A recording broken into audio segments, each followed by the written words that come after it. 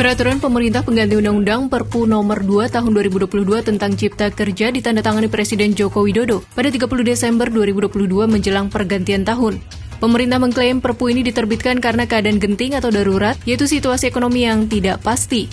Perpu setebal 1.117 halaman itu diterbitkan untuk menggantikan Undang-Undang Nomor 11 Tahun 2020 tentang Cipta Kerja yang sebelumnya diamanatkan Mahkamah Konstitusi melalui putusan Nomor 91/PUU/18/2020 untuk direvisi.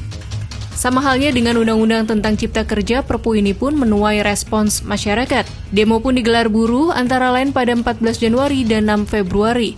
Selain itu, dari jalur hukum, gugatan uji formil dilayangkan ke Mahkamah Konstitusi oleh masyarakat sipil, mahasiswa, dan dosen pada Januari 2023. Di tengah kontra, bagaimana sebenarnya persepsi publik dari pelaku usaha dan kalangan pekerja terhadap Perpu Cipta Kerja ini? Litbang Kompas pada 10-12 Januari 2023 melakukan pengumpulan pendapat soal Perpu Cipta Kerja. Soal urgensi penerbitan Perpu, Litbang Kompas mencatat, 61,2% dari 512 responden menyatakan jika situasi Indonesia tidak sedang darurat. Sementara hanya 34,7% responden yang menyatakan kondisi darurat. Adapun kondisi darurat penerbitan Perpu ini adalah situasi ekonomi dan politik yang tidak pasti dan masih ada ancaman COVID-19. Lanjut soal keterwakilan dalam Perpu ini, mayoritas responden yaitu 60,5% berpendapat jika Perpu Cipta Kerja belum mewakili aspirasi masyarakat, yang merasa sudah terwakilkan hanya 30,6%. Sejumlah 25,3% responden juga berpendapat pihak yang paling diuntungkan dari terbitnya Perpu Cipta Kerja ini adalah para pengusaha, dan 18,1% menyebut pemerintah sebagai pihak yang diuntungkan.